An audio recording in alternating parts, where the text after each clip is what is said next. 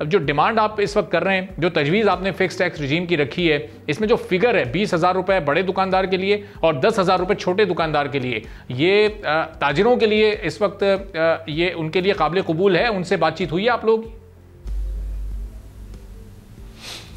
دیکھیں بات یہ ہے کہ پچھلے آپ 50 سال سے زائد کا ٹائم دیکھ لیں اس پاکستان کا, تو جو آپ کا تاجر ہے, چاہے چھوٹا تاجر ہے چاہے بڑا دکاندار تاجر ہے, جو بھی ہے, وہ اپنا انکم ٹیکس جو ہے وہ پے نہیں کرتا, سسٹم میں نہیں آتے. بڑے کم آپ کو ملیں گے وہ تاجر جو چیمبرز کے اندر ممبر ہیں, ان کے لیے کمپلشن ہو جاتا ہے, وہ اپنے ٹیکس فائل کر دیتے ہیں.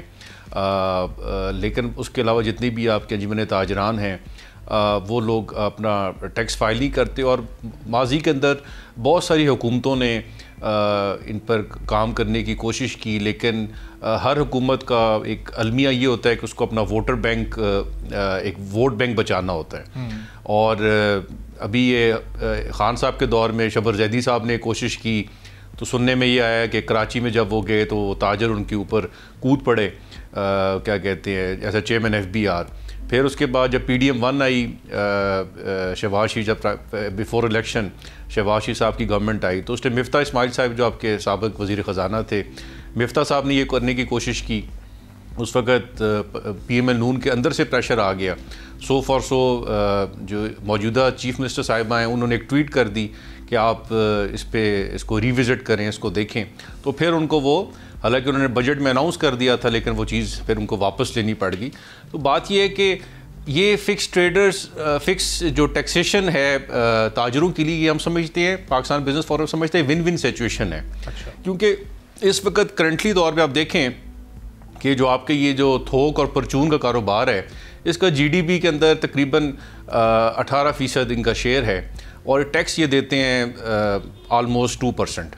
اس کے برعکس جو آپ کی انڈسٹری ہے, آپ کی مینوفیکچرنگ سیکٹر ہے, ان کا جو کنٹریبیوشن بھی کم ہے GDP کے اندر, اور ان کو ٹیکس لائب بھی ان کا بہت زیادہ ہے. اس وقت جتنی بھی آپ کی پرائیویٹ لمیٹڈ کمپنیز ہیں یا پبلک لمیٹڈ کمپنیز ہیں یا ایون ایکسپورٹرز ہیں, ان کا جو ٹیکس لائب بنتا ہے وہ تقریباً 35% سے زائد بنتا ہے. اگر آپ اس میں سپر ٹیکس بھی ڈال دیں تو وہ 40% کے پاس بن جاتا ہے. تو ایک ان ایکویلٹی ہے معاشرے کے اندر.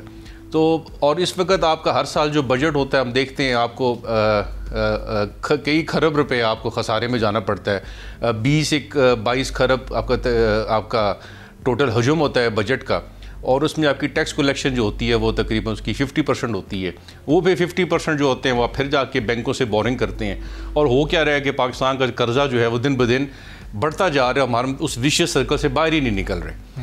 تو اب اس کے اندر کیونکہ لاسٹ ٹائم جو تاجر دوست اسکیم تھی جو پچھلے سال FBR نے اس کو شروع کیا, جس میں انیشلی کچھ والنٹریلی چھوٹے تاجر بڑے تاجر اس کے اندر اس نے اس ایپ کے اندر تاجر دوست ایپ کے اندر میں اپنے آپ کو رجسٹرڈ کروایا, لیکن بعد میں وہ ایک پروٹیسائز ہوگی اور وہ کامیاب نہیں ہو سکی. جو IMF نے ٹارگٹ دیا تھا گورنمنٹ کو کہ آپ نے 50 سے 60 ارب روپیہ ٹیکس اکٹھا کرنا ہے, لیکن وہ کلیکٹ نہیں ہو سکا. اب اس کے اندر یہ تھا کہ آپ اگر یہ دیکھیں اس تاجر دوست اسکیم کے اندر 40,000 سے 60,000 کی انہوں نے رکھی ہوئی تھی, انہوں نے اماؤنٹس رکھی ہوئی تھیں کہ کچھ بڑے شہروں میں 60,000 ہوگا, چھوٹے شہروں میں 40,000 روپیہ ہوگا.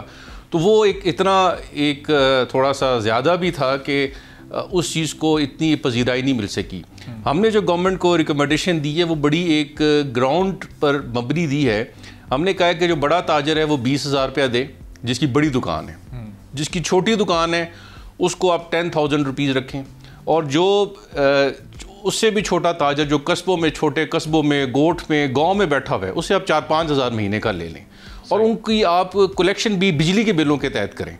جب آپ بجلی کے بلوں کے تحت کریں گے تو اس سے کیا ہوگا, گورنمنٹ کو ریونیو بھی پراپر طریقے سے آئے گا, اور تاجروں کو بھی یہ پتہ ہوگا کہ جی ہم نے تو اپنے بجلی کے تحت بل پے کر دی ہے, اور اس کے علاوہ پھر ان کو چھیڑے مت, FBR ان کو ہر قسم سے ان کی ایگزمپشن دے دے. اور یہ کرنا میں سمجھتا ہوں ضروری ہے. اور اس کی ایک ون ون سچویشن یہ ہوگی کہ اس کو جب اگر اس کو ہم سمجھتے ہیں کہ گورنمنٹ کی جو آپ کا فائنانس بل آ رہا ہے جون کے مہینے میں, اس میں اس کو شامل کیا جائے, اور اس کے بعد اس کی امپلیمنٹیشن کے لیے جتنے بھی مارکیٹوں کے آپ کے صدور بیٹھے ہوئے ہیں انجمن تاجران کے، ایف بی آر ان کو اپنے ساتھ آن بورڈ لے. ہر مارکیٹ کے صدر کو پتہ ہوگا کہ میری مارکیٹ کے اندر یہ تاجر جو ہے اس کا اتنا ریونیو ہے، یہ بڑی کیٹیگری میں آتا ہے. یہ تاجر جو ہے اس کا ریونیو کم ہے، اس کی سیل کم ہے، یہ چھوٹی کیٹیگری میں آتا ہے. تو گورنمنٹ کے لیے انفورسمنٹ اور امپلیمنٹیشن بڑی آسان ہو جائے گی اگر وہ مارکیٹ کے صدر کو اپنے ساتھ اپنے لے. جیسے مثال کے کراچی میں جوڑیا بازار ہے. صاحب بتائے گا کہ یہ ڈفرینشیٹ یہ کیسے ہوگا کہ اس ریونیو میں کہیں کوئی ڈیڈ لائن رکھی جائے گی کہ یہاں تک کا جو ریونیو ہے، یہاں تک کی آمدنی ہے، اس کے اندر جو لوگ آ رہے ہیں وہ چھوٹے تاجر ہیں، اور اس سے جو ایکسیڈ کرے گا جن کا ریونیو وہ بڑے تاجر ہوں گے. ابھی ڈیسائیڈ کون کرے گا کہ وہ فگر کیا رکھنا ہے؟ چھوٹے تاجر اور بڑے تاجر کے درمیان لکیر کیسے کھینچنی ہے؟ اس کا میں آپ کو عرض کر دیتا ہوں. میں بتا رہا ہوں جو مارکیٹ کا صدر ہوتا ہے نا جی، جیسے جوڑیا بازار ہے، جوڑیا بازار ایک کراچی ہے، یہ کراچی کا صدر ہے. اس کی مثال دے دیتا ہوں آپ کو. اب جوڑیا بازار کا صدر ہے، وہ اپنی کمیونٹی میں وہاں سے اس کا الیکشن ہوتا ہے، وہ الیکٹ ہو کے آتا ہے. اب جوڑیا بازار کے صدر کو پتہ ہوگا کہ میرے بازار کے اندر میرا اتنا ووٹر ہے، یہ تاجر ہے، یہ اس کا سیل والیوم یہ ہے، اس کا سیل والیوم یہ ہے. وہاں سے آپ کو ایک اوور آل سسٹم کو، گورنمنٹ کو ایک ریونیو چیک مل جاتا ہے کہ اچھا ان کا یہ اسیسمنٹ ہے. پھر اس کے بعد جو آپ کی جو شاپ ہوتی ہے اس کا ایک آپ کو جو مہینے کا بجلی کا بل آ رہے ہوتے ہیں اس سے بھی آپ اس کی ایک ایوریج ڈٹرمن کر لیتے ہیں. پھر آپ کے جو اس ایریا ہوتا ہے ادھر بھی جو آپ کی رینٹل ویلیو چل رہی ہے اس سے بھی آپ اس کو ڈٹرمن کر لیتے ہیں. تو بہت 3-4 پیرامیٹرز ہیں جس سے آپ ان چیزوں کو ڈٹرمن کر سکتے ہیں. اور اس کے بعد پھر آپ یہ کیا کہتے ہیں آئیڈیا ہو جاتا ہے آپ کو کہ یہ ایک بڑی کیٹیگری میں آتا ہے تاجر، یہ ایک چھوٹی کیٹیگری میں آتا ہے. اور اس میں فرق بھی اتنا کچھ زیادہ نہیں ہے، ایک کا 10,000 ہے، ایک کا 20,000 ہونا چاہیے. اور جو گاؤں کی کیٹیگری ہے وہ تو انڈرسٹوڈ ہے نا، وہ تو جو بھی گاؤں ہوگا وہاں آپ کو وہ ڈفرینس کرنے کی ضرورت نہیں ہے کہ بڑا وہاں تو ہے ہی 5,000 روپیز کی ایک سجیشن ہے. سبسکرائب کریں اور بیل دبائیں تاکہ کوئی خبر رہ نہ جائے.